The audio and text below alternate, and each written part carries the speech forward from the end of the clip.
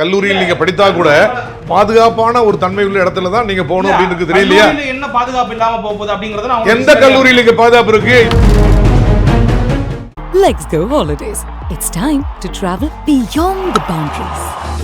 GPRK cinema தயாரிப்பில் லிங்குசாமி வழங்கும் நந்த பெரியசாமி இயக்கத்தில் சமுத்திரக்கனி நடிக்கும் திருமாணிக்கும் வெற்றி நடை போடுகிறது.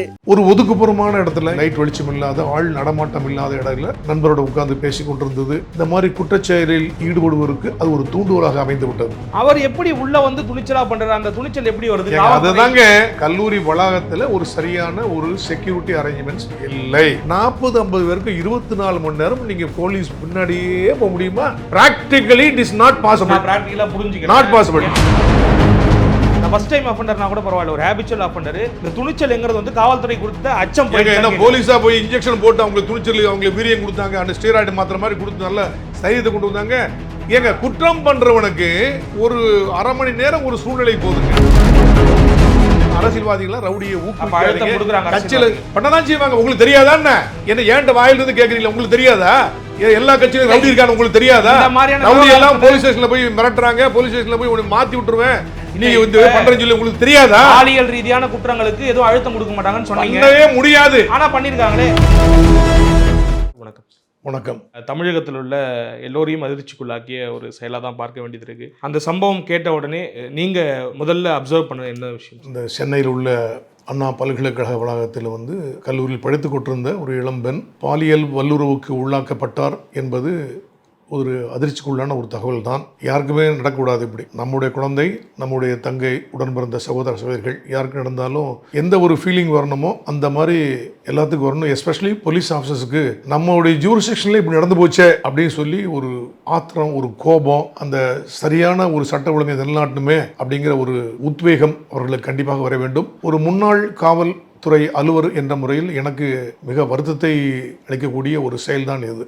இப்படிப்பட்ட ஒரு செயல் எப்படி அந்த அண்ணா பல்கலைக்கழக வளாகத்தில் நடந்தது, யார் இதற்கு பொறுப்பு அப்படின்னா, ஒரு வகையில் அந்த பெண் பாதிக்கப்பட்டிருக்கிறார். அப்படி ஒரு அந்த பெண் வந்து அந்த மாதிரி ஒரு 8 மணி 7:45 இருந்து ஒரு 8:45 மணி அந்த நேரத்தில் தான் 24ஆம் தேதி நைட்டில் நடந்திருக்கு. ஒரு ஒதுக்குப்புறமான இடத்துல, யாரும் ஆள் நடமாட்ட இடத்துல, அதிகமான வெளிச்சம் இல்லாத இடத்துல அப்படி போய் நண்பரோட உட்காந்து பேசி கொண்டிருந்தது என்பது, எங்கேயாவது ஒரு லைட்டு எங்கேயாவது ஒரு இடத்துல ஒரு காமனாக உட்காந்து மெஜில் உட்காந்து பேசிட்டு இருந்தோன்னா யாருக்கும் ஒரு துணிவு வராது. அப்படிப்பட்ட ஒரு சூழ்நிலை வந்து விட்டது. இதெல்லாம் இனிமேல் தவிர்க்கணும். அங்கே உள்ளவங்க அண்ணா பல்கலைக்கழகத்தில் எந்த ஒரு பல்கலைக்கழக வளாகத்திலேயோ அல்லது கல்லூரி விடுதி வளாகத்திலேயோ இப்படி ஒரு ஒதுக்குப்புறமாக அல்லது ஒரு லைட் வெளிச்சம் இல்லாத ஆள் நடமாட்டம் இல்லாத இடத்துல நம்மளே போகக்கூடாது. ஏன்னா போலீஸ் எத்தனை இடத்துக்கு பந்தோபஸ்து போட முடியும்? இப்போ கோட்டூரம் போலீஸ் ஸ்டேஷனில் பார்த்தீங்கன்னா ஒரு இன்ஸ்பெக்டர், ஒரு 4 SI, மொத்தம் ஹெட் கான்ஸ்டபிள் சேர்ந்து ஒரு மேக்ஸிமம் ஸ்ட்ரென்த்துன்னு பார்த்தா ஒரு 40 பேர் இருப்பாங்க. இந்த 40 பேருக்கும்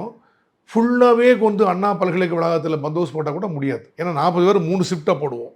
ஒரு நாளைக்கு 8 மணி நேரம் தான் ஒரு போலீஸ் வேலை செய்ய முடியும். அப்படி 8 மணி நேரத்துக்கு முன்னா பார்த்தோம்னா 40-45 பேர் தான் கணக்கு பாருங்களேன். உங்களுக்கு மிஞ்சி போனால் ஒரு 30 பேர் தான் டியூட்டிக்கே வருவாங்க. மீதி ஒரு 10 பேர் அதர் டியூட்டி இருப்பாங்க. எமர்ஜென்சி டியூட்டி, ஒரு ப்ராசஸ் டியூட்டி, கோர்ட் டியூட்டி, வேறு பந்தோபஸ்து டியூட்டி அப்படின்னு இருப்பாங்க. அந்த 10 பேரை மட்டும் ஃபுல்லாக கொண்டாந்து 24 மணி நேரம் போட்டு வந்தால் அப்புறம் பொதுமக்கள் பணிக்கு என்ன செய்ய முடியும்? So practically not possible. So நம்ம பொதுமக்களே வந்து ஓரளவுக்கு நம்ம கேர்ஃபுல்லாக இருக்கணும் அப்படிங்கிறது ஒரு கடமை. நம்பர் 1. யார் இதற்கு பொறுப்பு? அப்போ காவல்துறை தான் சரியாக பாதுகாப்பு தரலையா, அதில் அரசியல்வாதிகள் தான் இதற்கு காரணமா அப்படின்னு சொல்லி பல்வேறு விதமான விவாதங்கள் நடைபெற்றுக் கொண்டிருக்கிறது. நம்ம ஆளுகின்றவர்கள், நமக்கு உள்ள MLAs, MPs அல்லது சாதாரண ஒரு பாலிட்டிஷியன், அவர் வந்து அரசியல்வாதி, ஒழுக்கமா இருந்து நேர்மையா இருந்து இந்த மாதிரி குற்றத்தை செய்யக்கூடாது, விதிகளை மதிக்க வேண்டும், குற்றம் யாராவது செஞ்சாங்கன்னா அதை தடுக்க முயற்சி செய்ய வேண்டும், பிடிக்க முயற்சி செய்ய வேண்டும், போலீஸுக்கு உறுதுணையாக இருக்க வேண்டும் என்று சொல்லி இருந்தாங்கன்னா நடக்குமா? ஆனா அரசியல் கட்சிகள்லாம் ஒரு வெட்கமே இல்லாம ரவுடிகளையும் கிரிமினல்களையும் கட்சியில் சேர்த்துக்கிறாங்க. அரசியல்வாதிகள் நீங்க போலீஸ் வந்து சட்ட ஒழுங்கு கெட்டுவிடுச்சு, போலீஸ் இன்னெஃபெக்டிவா இருக்குன்னு நீங்க சொல்றீங்களே, அந்த ரவுடியை வளர்த்து விடுவது போலீஸா? நீங்க தானே. அந்த அரசியல் பின்புலத்துல தான் இந்த மாதிரியான பிரச்சனைகள்லாம் வருது. துணிச்சலா பண்றாங்க சமூக விரோதிகள். அது யாரு அதுக்கு தூவம் போட்டு சேர்த்து விட்டு பண்ணி அவங்கள அப்படியே ஒரு பயமில்லாத தன்மைக்கு கொண்டு போறது யார்? இதே அரசியல்வாதிகள் தானே. இந்த விவகாரத்துல அந்த மாதிரியான குற்றச்சாட்டுகள் எழுப்பப்படுது. நான் சொல்றேன். இப்படி அரசியல் தலையீடு இருக்கும்போது, ஏதாவது ஒரு சில சின்ன சின்ன செயல் இருக்கும்போது அதை கண்டுக்காம போலீஸ் போகும்போது ரியலா வந்த குற்றவாளிகள் இதுக்கெல்லாம் நம்ம பண்ணா ஒன்றும் செய்ய முடியாது, நம்ம அண்ணன் தான் இருக்காரு அப்படின்னு சொல்லி ஏதோ ஒரு கூட்டத்தில் பண்ணிடுறாங்க. அப்புறம் பெரிய குற்றம் பண்ணிடுறாங்க. இந்த வழக்கில் கூட, அண்ணா பல்கலை வழக்கில் கூட பார்த்தீங்கன்னா, இந்த குற்றவாளி ஞானசேகரன் என்பவர் அரசியல்வாதியோட இருந்தார், போட்டோ அப்படின்லாம் சொல்லி போட்டோவை காமிக்கிறாங்க. அப்போ அந்த ஒரு கட்சியை சேர்ந்தவர், அப்புறம் கட்சியிலிருந்து அவங்க சப்போர்ட் பண்ணியிருப்பாங்க அல்லது இவரை காப்பாற்ற முயற்சித்திருப்பார்களே அப்படின்னு சொல்றாங்க. அதில் நான் உடன்படலை. எப்படின்னா, எல்லா கட்சி தலைவர்களும் கட்சி வழக்கத்தான் ட்ரை பண்ணுவாங்க. அப்போ ஒரு ஃபங்க்ஷனில் போகும்போது, ஒரு பொது விழாவுக்கு செல்லும் பொழுது நிறைய பேர் மாலை போடுவாங்க, நிறைய பேர் பூச்செண்டு கொடுப்பாங்க, புத்தகம் தருவாங்க, கூட நின்று ஃபோட்டோ எடுத்துக்கிடுவாங்க. இப்படிப்பட்ட சந்தர்ப்பத்தை பயன்படுத்தி கொண்டு உண்மையான ரவுடி பையன், கேடி பையன் கூட, முள்ள மாதிரி கூட அவங்ககிட்ட போய் டக்குன்னு நிற்கிற மாதிரி நினைப்பாங்க, ஒரு ஃபோட்டோ எடுத்துக்கிடுவாங்க. ஒரு ஃபோட்டோ கூட இருந்து எடுத்துட்டாங்கன்னா தட் மீன்ஸ் அவங்க சப்போர்ட் பண்ணுறாங்கன்னு அர்த்தம் இல்லை. மேபி அவன் வந்து ஒரு கட்சி உறுப்பினராக கூட இருக்கலாம். இப்போ இதில் வந்து உறுப்பினர் இல்லை அப்படின்னு அறிக்கை சொல்கிறாங்க, இருக்கு இந்த மாதிரி போஸ்டர்லாம் போட்டிருக்காங்கன்னு சொல்கிறாங்க. அந்த கான்ட்ரவர்சிக்குள்ள நான் போக விரும்பல. ஆனாலும் கூட இப்படி ஒரு ஃபோட்டோ வந்துருச்சுன்னா உண்மையிலேயே அவன் நலத்திட்ட செயல்பாடுகளில் ஈடுபட்டதா ஒரு வீடியோ வெளியாயிருக்கு, வந்திருக்கலாம், தப்பே இல்லை. ஏன் அவனுக்கு வேணும், பர்சனலா வேணும், அவங்களுக்கு தெரியாது. அவங்களுக்கு கட்சியில் உள்ள முக்கியமான தலைவர்களுக்கு, அமைச்சர்களுக்கு இவன் வந்து இவ்வளவு மோசமான பையங்கிறது தெரிய சான்ஸ் இருக்காது. ஆனால் இந்த மாதிரி கட்சி கூட்டம் சேர்க்கறதுக்கு எல்லாம் வரும்போது ஃபோட்டோ எடுக்கும்போது அவங்க ஒன்று நீ வராத, ஃபோட்டோ எடுக்காத அப்படின்னு சொல்ல முடியாது. ஆக இப்படிப்பட்ட நபர்கள் பின்னாடி ஒரு குற்றத்தை செஞ்சிட்டாங்க. ஈவன் கட்சி உறுப்பினராக கூட லோக்கல் உள்ள ஒரு வட்டத்தில் இந்த சந்தேகம் எழும்புதுனாக்கா, நீங்களே பேசும்போது குறிப்பிட்டிருந்தீங்க, அரசியல்வாதிகள் தலையிடுறாங்க, இந்த மாதிரியான குற்றவாளிகளை நம்ம போயிட்டு கையாளும் பொழுது அரசியல்வாதிகள் அழுத்தம் கொடுக்குறாங்கன்னு இப்ப நீங்க இல்ல. இந்த மாதிரி குற்றங்கள்ல யாரும் வரவே முடியாது, கடவுளே காப்பாற்ற முடியாது. நான் சொன்னது சின்ன சிறு சச்சரவுகள், சண்டைகள் சாதாரண இருக்கும் இல்லையா, ஒரு காயம் ஏற்படாத அளவுக்கு எங்கேயாவது ஒரு ரோடு நடந்திருக்கும், செஞ்சிருக்கும். அதுல வந்து நிறைய பேர் தேடுறதெல்லாம் எந்த ஆட்சியிலையும் தான். ஆக இந்த வழக்கில் அரசியல்வாதிகள் வந்து காப்பாற்ற முயற்சிக்கிறாங்க என்பது முற்றிலும் பொய். ஏன் கேட்குறேன்னா, ஆரம்பத்தில் சின்ன தவறுகள் பண்ணுறாங்க, இல்லை வந்து சில கிரைம்ஸ் பண்ணுறாங்க அப்படின்னும் பொழுது இந்த அரசியல் இன்ஃப்ளூயன்ஸை பயன்படுத்தி வெளியில் வந்துடுறாங்க, பெருசாக வழக்கு பதியப்படுறது கிடையாது. இவர் சமீபத்தில் ஒரு தகராறு பண்ணியிருக்காரு, அதற்கு வழக்கு கொடுக்கப்பட்டிருக்கு, ஆனால் வழக்கு ஏற்றுக்கொள்ளப்படலை அந்த காவல் நிலையத்தில் அப்படின்னு இப்போ ஒரு செய்தி வெளியாகிருக்கு. இல்லை செய்தி வந்து நீங்கள் நிறைய போடுறீங்க பிரதர். முன்னாடியெல்லாம் நாங்கள் இருக்கும்போது அந்த காலத்தில் ஒரே ஒரு தூர்தர்ஷன், ஒரே ஒரு டிவி சேனல் இருந்தது, அருண் அவர் வெளியே வராது, ஒரு நிமிஷம் வெளியே வராது. இப்போ பார்த்தீங்கன்னா 2024 ஏறத்தாழ ஒரு 40 தமிழ் சேனல் இருக்கும்போதுக்கு ஒரு 40 இங்கிலீஷ் சேனல் இருக்கும்போது இருக்கு. ஸோ நீங்கள் ஒரு சின்ன விஷயம் நடந்தால் கூட டக்குன்னு நீங்கள் ஊதி போயிருங்க, எல்லாம் பெருசாக நடந்து போகுது, எல்லாத்துக்கும் பெரிய வந்து ரீச் ஆகி போகுது, அது பரவிடுது. அது அதனால் முன்னாடியும் இப்படி தான் நடந்தது, இப்போவும் அது நடக்குது. இது வந்து ஒரு ஐயோ அப்படின்னு சொல்கிற அளவுக்கு மோசமான செயல்தான், பரிதாபத்துக்குரிய செயல்தான், கண்டம் பண்ண வேண்டிய ஒரு செயல்தான். ஆனாலும் கூட அந்த மாதிரியான விவகாரங்களை கடந்து போறீங்களோ, அந்த மாதிரியான கிரைம் நிச்சயமாக பண்ணவே முடியாது, யாரும் பண்ணவே முடியாது, கண்டிப்பா பண்ணவே முடியாது. இந்த மாதிரி விஷயத்துல உண்மையிலேயே அவர் ஒரு மாவட்ட செயலாளர் இருந்தா கூட யாரும் காப்பாற்ற மாட்டாங்க, யாரும் எந்த ஒரு அரசியல் கட்சியும். அது இந்த கட்சி அந்த கட்சி இல்லை. கேட்கறேன்னா, ஆரம்பத்துல அந்த மாதிரியான சூழல் தள்ளப்படுறதால இப்ப அந்த துணிச்சல் அவங்களுக்கு வந்துருதான்னு கேட்கறேன். ஏன்னா நீங்க ஒரு புள்ளியில சொல்லியிருந்தீங்க, அவங்க 2 பேர் வந்து கல்லூரி வளாகத்துல தனியா இருந்தாங்க, இந்த மாதிரி வந்து அவங்களுக்கு என்னன்னாக்கா, நம்ம கல்லூரி வளாகம், நம்ம போய் ஒரு இடத்துல பேசுறோம், நமக்கு என்ன பாதுகாப்பு அச்சுறுத்தல் வந்துட போகுதுன்ட்டு. ஆனா ஒரு சமூக விரோதி, அப்ப உங்களுக்கும் ஒரு பொறுப்பு இல்லையா? கல்லூரியில் நீங்க படித்தா கூட நீங்களும் ஒரு டீசெண்டா பிஹேவ் பண்ணணும், பாதுகாப்பான ஒரு தன்மை உள்ள இடத்துல தான் நீங்க போகணும் அப்படின்னு தெரியலையா? என்ன பாதுகாப்பு இல்லாம போகுது அப்படிங்கறத எந்த கல்லூரியில இங்க பாதுகாப்பு இருக்கு? இப்ப நீங்க அண்ணா பல்கலைக்கழகத்தை சொல்லிட்டீங்க, அங்க கல்லூரி உள்ள இருக்கக்கூடிய யாரால கூட அந்த பிரச்சனை வரல. அது ஒரு சமூக விரோதி, ஹேபிச்சுவல் அஃபெண்டர்னு சொல்லிட்டு அருண் அவர்கள், கமிஷனர் அருண் அவர்கள் குறிப்பிடுறாரு. அவர் எப்படி உள்ள வந்து துணிச்சலா பண்றாரு? அந்த துணிச்சல் எப்படி வருது? அதுதாங்க, கல்லூரி வளாகத்துல ஒரு சரியான ஒரு செக்யூரிட்டி அரேஞ்ச்மெண்ட்ஸ் இல்லை. காலையில போலாம், எப்போ போலாம். இப்போ வேணா நீங்க ஒரு 10 நாளைக்கு பாத்தீங்கன்னா இந்த பக்கம் கேட்ல 2 பேர், அந்த பக்கம் 2 பேர் கேட் செக் பண்ணுவாங்க. எக்ஸ்வரிஸ் மேன் தான் பதஸ் போட்டுருக்காங்க, அவங்களும் வயசானவங்க எல்லாம் இருக்கிறாங்க, ரொம்ப எஃபெக்டிவா இருக்க முடியாது. ஃபாரின் மாதிரி நம்ம செக்யூரிட்டியில அவ்வளவு ஒரு ஃபுல் ப்ரூஃபா இல்லை, நம்ம எல்லாம் இங்கே காம்ப்ரமைஸ் பண்ற மாதிரி தான் இருக்குது. எப்படி எந்த கேட்ல வேணா உள்ள போலாமான் இருக்கு. ஸோ முன்னாடி இப்போ என்ன பண்ணணும், இனிமேல் காம்பவுண்ட் ரைஸ் பண்ணணும், கேட் 2 என்ட்ரி தான் இருக்கணும், வேறு எந்த என்ட்ரி இருக்கக்கூடாது. யாரும் உள்ளே போகிறது வர்றதுக்கு 2 என்ட்ரி தான் இருக்கணும். அதுலேயும் எலக்ட்ரானிக் கேட்ஜஸ்லாம் பொருத்தி பக்காவாக ஸ்கேன் பண்ணி தான் உள்ளே அனுப்பணும். மற்றவங்க நுழையவே கூடாது என்று வந்து விட்டால் ஒன்றுமே வராது, ஒரு பிரச்சனை வராது. அப்படிப்பட்ட ஒரு சூழ்நிலை இல்லாத காரணத்தால் இவன் வந்து ஏறத்தாழ இவனுக்கு ஒரு 10-15 கேஸ் முன்னாடி வந்திருக்கு. இவன் is not rowdy, is not rowdy, கேடி தான், நோன் டெப்ரேட்டேட்டர்னுபாங்க. ஒரு தெரிந்த அறிமுகமான ஏற்கனவே தெரிந்த ஒரு குற்றவாளி, நோன் டெப்ரேட்டர்னா அவன் கிரைம் தான், திருடுறது தான் அவனுடைய நோக்கம், எல்லாமே பண்ணுறது. இடையில ஒரு தடவை தாரார் பண்ணி ஒரு ஃபோனை பிடுங்கி ஏதோ பண்ணா அப்படின்னு சொல்லி ஒரு கேஸ் இன்னும் போட்டிருக்காங்க. அவன் மேலே ஒரு நோன் கேடி ஷீட் அப்படின்னு ஒன்று இருக்குது. ஒரு மாதத்துக்கு ஒரு தடவை அவனை வெரிஃபை பண்ணுவாங்க, எங்கேயா இருக்கானா, போகிறானா, தப்பு பண்ணுறானா அப்படின்னு. கிரைம் போலீஸார், லாண்ட் ஆர்டரில் கிரைம் போலீஸார் வெரிஃபை பண்ணுவாங்க. ஒரு மாதத்துக்கு ஒரு தடவை அவனுடைய ஹிஸ்ட்ரி ஷீட்டில் என்ட்ரி போடுவாங்க. இவன் நல்லவன் கெட்டவன், பரவாயில்ல கொஞ்சம் திருந்த மாதிரி இருக்குது அப்படின்னு சொல்லி. திருந்திட்டான் அப்படின்னு இவங்க என்ட்ரி ஒரு மனசில் தோணிச்சு 2 வருஷம் அப்படி தொடர்ந்து என்ட்ரி வந்துச்சுன்னா இந்த ஷீட்டை க்ளோஸ் பண்ணிடலாம், இவனை வாட்ச் பண்ண வேண்டிய அவசியம் இல்லை அப்படிம்பாங்க. இல்லை திருந்தலைன்னு முடிவு பண்ணாங்கன்னா இல்லை ஃபர்தராக ரெனியூ பண்ணணும்னு சொல்லி டிஎஸ்பிகிட்ட ஒரு பெர்மிஷன் வாங்கி, ஏசிகிட்ட பெர்மிஷன் வாங்கி அவனை கண்டினியூ பண்ணுவாங்க. இப்படிப்பட்ட குள்ளவாளி ஒவ்வொரு போலீஸ் ஸ்டேஷன்லையும் எப்படி 40-50 பேர் இருக்காங்க. 40-50 பேருக்கு 24 மணி நேரம் நீங்கள் போலீஸ் பின்னாடியே போக முடியுமா? இல்ல வந்தவசே கொடுக்க முடியாது. Practically it is not possible. நான் பிராக்டிகலா புரிஞ்சுக்கிறேன். Not possible. ஏன்னா கிட்டத்தட்ட 1 லட்சம் சொச்சம் போலீஸ் தான் நம்ம கிட்ட இருக்காங்க. இத்தனை கோடி மக்கள். 1 லட்சம் நம்ம தமிழ்நாட்டில் இன்னைக்கு 8 கோடி பப்ளிக் இருக்கிறாங்க, மக்கள் தொகை. 1967-70 என்ன போலீஸ் வந்ததோ அதை ஒரே ஒரு தடவை மட்டும் கூட்டி ஏறத்தாழ ஒரு 2.5-3 கோடி 4 கோடி இருக்கும்போது 1,27,000 போலீஸ்னு கூட்டினாங்க சார். இப்போ 1,36,000 போலீஸ் தான் 8 கோடிக்கு இருக்குது. நீங்க வேர்ல்டு லெவல்ல பாத்தீங்கன்னா 1000 பேருக்கு ஏறத்தாழ 13 போலீஸ் இருக்கணும். 1000 பேருக்கு நமக்கெல்லாம் 3.25-4 போலீஸ் தாங்க இருக்கு 1000 பேருக்கு. So insufficient police force, multivarious work, real policing பண்ண முடியாத ஒரு கஷ்டமான ஒரு சூழ்நிலை. அப்படி இருந்தும் போலீஸ், தமிழ்நாடு போலீஸ் இந்தியாவிலேயே நல்ல ஒரு படுதுங்க. நீங்க இந்திய தமிழ்நாட்டில் இருக்கிறதுக்கு நீங்க ரொம்ப கொடுத்து வச்சுக்கணும். காவல்துறை போலீஸ் எல்லாம் பார்த்தா நீங்க ஓடி போறணும், பயந்துருவீங்க. காவல்துறை பல்வேறு நேரங்கள்ல வந்து பாராட்டுகளை பெற்றிருக்கு, அதுல மாற்று கருத்து இல்லை. ஆனா நான் ஃபர்ஸ்ட் டைம் அஃபண்டர்னா கூட பரவாயில்ல, ஒரு ஹேபிச்சுவல் அஃபண்டர் இந்த துணிச்சல்ங்கிறது வந்து காவல்துறை கொடுத்த அச்சம். என்ன போலீஸா போய் இன்ஜெக்ஷன் போட்டு அவங்களுக்கு துணிச்சல், அவங்களுக்கு வீரியம் கொடுத்தாங்க, அந்த ஸ்டீராய்டு மாத்திர மாதிரி கொடுத்து நல்ல தைரியத்தை கொண்டு வந்தாங்க. ஏங்க குற்றம் பண்றவனுக்கு ஒரு 1/2 மணி நேரம் ஒரு சூழ்நிலை போதுங்க. ஒரு சில போலீஸ் ஆஃபீஸர் இந்த மாதிரி ஒரு பாலியல் தாக்குதல், பாலியல் வல்லுறவு சம்பந்தமான வழக்குகள் வந்ததுன்னா அதுல வந்து சரியான முறையில் நடவடிக்கை எடுக்கல அப்படின்னா அது மிகப்பெரிய தண்டனைக்குள்ள ஒரு குற்றம். தவறினால் அவர்கள் மேல வழக்கு பதிவு செய்யலாம். வந்துக்காங்க, வழக்கு பதிவு செஞ்சாங்க, சஸ்பெண்ட் இருக்காங்க, டிஸ்மிஸ் பண்ணிருக்காங்க. அதை நீங்க ஹைலைட் பண்றது இல்ல.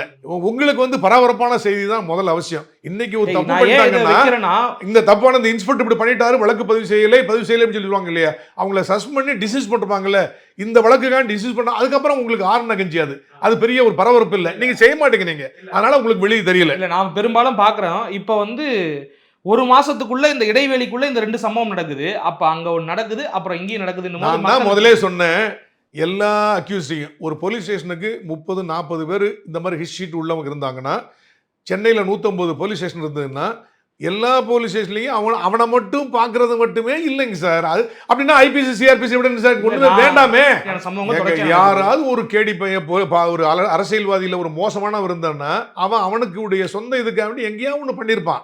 எல்லாருமே அப்படி பண்றாங்களா? இல்லை, எங்கேயாவது பண்ணிருக்கலாம். எங்க போலீஸ் போய் எப்படி என் கட்சிக்காரனை போய் கேஸ் போடுறீங்க அப்படிப்பா, அவன் சொன்னதை நம்பிக்கிட்டு அவனால ஒரு 10 ஓட்டு வரும்னு சொல்லியிருப்பாங்க. அதனாலதான் சொன்னேன், அரசியல்வாதிகள் ரவுடியை ஊக்குவிக்கிறாங்க, கட்சியில பண்ணதான் செய்வாங்க. உங்களுக்கு தெரியாதா என்ன ஏன்ட்ட வாயிலிருந்து கேட்கறீங்களா? உங்களுக்கு தெரியாதா எல்லா கட்சியிலும் ரவுடி இருக்கான்னு உங்களுக்கு தெரியாதா?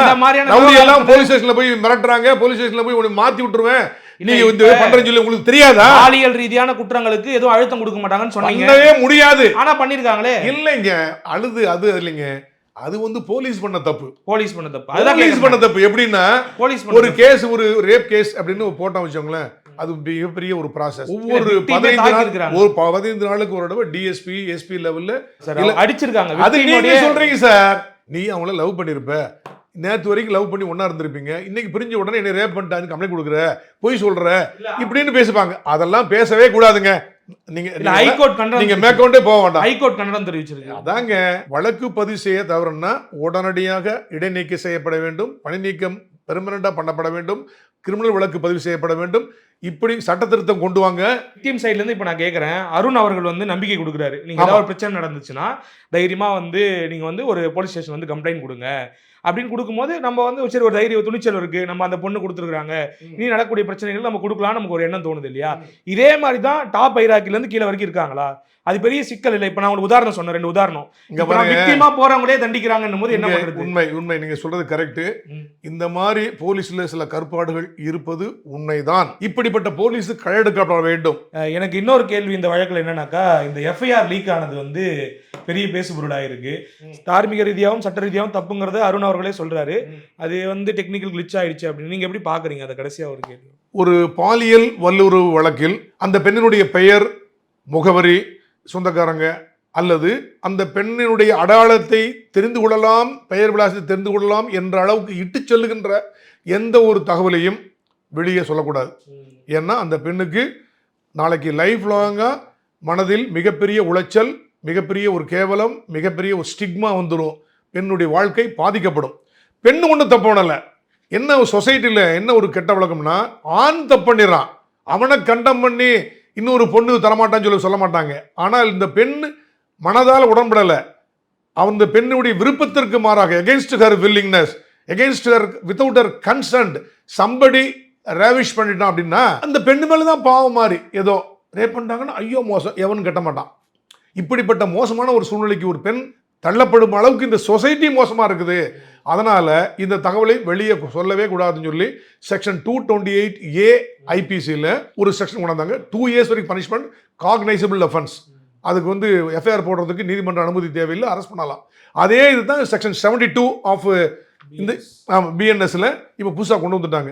அதே மாதிரி section 35 POCSO act, protection of children from sexual offence act 2012, அந்த ஆக்ட்லையும் செக்ஷன் 35ல ஒரு 18 வயசுக்கு கீழே உள்ள ஒரு பெண் குழந்தையோ ஆண் குழந்தையோ பாலியல் தாக்குதலுக்கு அல்லது பாலியல் வல்லுறவுக்கு உள்ளாக்கப்பட்டிருந்தால் தகவலை சொல்லவே கூடாது, பனிஷ்மெண்ட் அப்படின்னு அதுலேயும் கொண்டு வந்துட்டாங்க. இதையும் மீறி யாராவது வெளியே விட்டுட்டாங்க அப்படின்னா கண்டிப்பாக எஃப்ஐஆர் போட்டாகணும். இப்போ இந்த வழக்கில் எஃப்ஐஆர் வெளியே வந்திருக்கு. அதில் அந்த பெண்ணுடைய ஃபோன் நம்பர், ஒரு தலைவர் கூட சொல்லியிருந்தாரு, பெயர், அப்பா பேர், அவருடைய ஃபோன் நம்பர், அட்ரஸ் எல்லாமே கொடுத்துட்டாங்க, வெளியே வந்துருச்சு, கேவலமாக போயிடுச்சு அப்படின்னாரு. அக்யூஸ்டுக்கு இந்த எஃப்ஐஆருடைய காப்பி தர வேண்டியில்லை, முதல் தகவல் அறிக்கை காப்பி தர வேண்டியில்லை, விக்டிம்க்கு உடனே கொடுக்கணும். பழைய 154(2)லையும் இப்போ 173(2)லையும் வந்து அப்படிதான் இருக்கு. ஆனால் அக்யூஸ்டு தரலாமா? யாராவது ஒரு நபர் மேலே வழக்கு, எக்ஸ் என்பவர் நபருக்கு எதிராக ஒரு வழக்கு பதிவு செய்யப்பட்டோம்னா அவர் என்னங்க என் மேலே எஃப்ஐஆர் போட்டீங்க, நான் நிரபராதிங்க, நான் என்னை தற்காத்துக் கொள்வதற்காக எனக்கு ஒரு எஃப்ஐஆர் காப்பி கொடுங்க, நான் போய் கோர்ட்டுக்கு போனோம் அப்படின்னு கேட்டேன்னா போலீஸ் தரமாட்டான். உன்னை பற்றி தான் நாங்கள் விசாரிச்சுட்டு இருக்கோம், உனக்கு எப்படி கொடுப்பாங்க, நீ தப்பிச்சிருவேன், நீ ஏதாவது வச்சுக்கிட்டு அப்படின்னு சொல்லுவாங்க.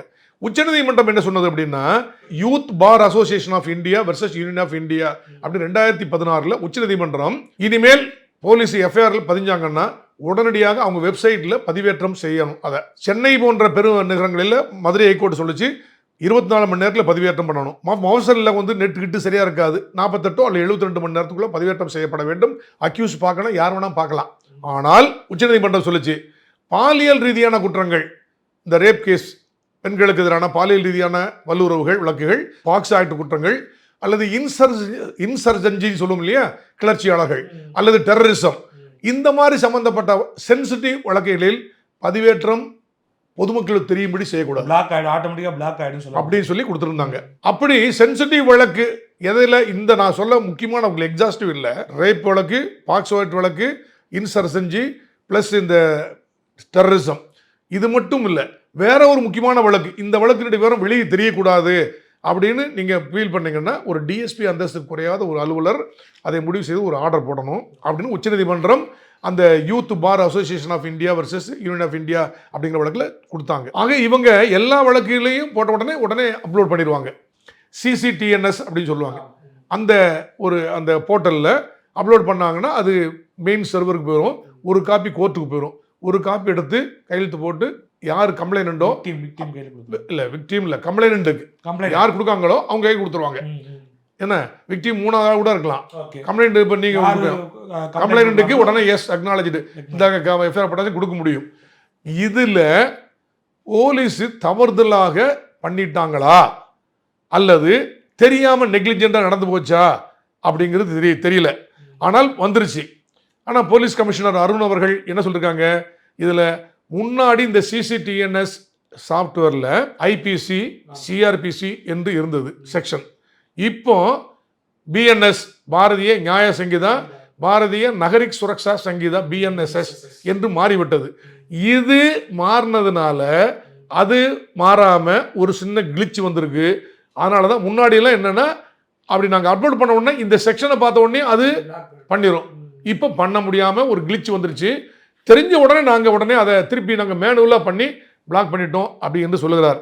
இருந்தாலும் கூட எல்லாரும் போய் சொல்கிறீங்க, ஏதோ காரணம் சொல்கிறாங்கன்னு எல்லாம் சொன்னதுனால உடனடியாக இப்போ இருக்கிற செக்ஷன் 72 பிஎன்எஸ்ல ஒரு வழக்கு பதிவு செய்து விட்டார்கள். உண்மையிலே கிளிச் இருந்ததா, யாராவது தெரியாம லீக் வேணும்னு லீக் பண்ணாங்களா அல்லது நெக்லிஜென்டா இருந்து லீக் பண்ணாங்களா அப்படிங்கிற விசாரணை நடந்து கொண்டிருக்கிறது. தவறுதலாக நெக்லிஜென்டா விட்டாலும் சரி அல்லது வேண்டுமென்னே ஏதாவது ஒரு காரணத்துக்காக யாராவது போலீஸ் ஆஃபீஸர் விட்டுருந்தாங்களும் சரி, அவர்கள் தண்டிக்கப்பட வேண்டியவர்கள். வழக்கு பதிவு செய்கிறாங்க, முடிவு விசாரணைக்கு வரதான் தெரியும். ரொம்ப நேரம் உங்களுடைய தகவலை பகிர்ந்துக்கிட்டீங்க. உங்களை போன்ற காவல்துறை அதிகாரிகளால் மேலும் மக்களுடைய பாதுகாப்பு உறுதிப்படுத்தப்படணும் அப்படிங்கிறத எங்களுடைய எண்ணமும். நன்றி. நன்றி நன்றி.